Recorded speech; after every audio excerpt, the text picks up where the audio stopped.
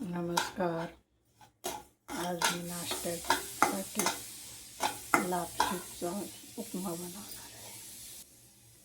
आता याला छान खमंग भाजून घेते.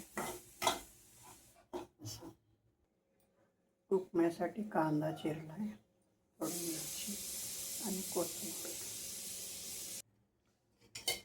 आता मी कुकर ठेवले. तर कुकरमध्ये 2 पळ्या तेल टाकून घेते. एक शिट्टी केली तर छान नरम तो शिजतो. छान कांदा मिरची फोडणी करायची.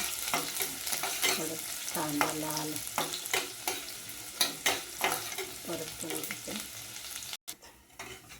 लापशी टाकून घेतली कारण मी भाजताना तेल टाकलं नव्हतं. आता तेलामध्ये थोडं त्याला एकजीव करून घेते, नंतर पाणी टाकते. हे बघा, हळद मीठ कोथिंबीर सर्व टाकून त्याला आता एक शिट्टी काढून घेते.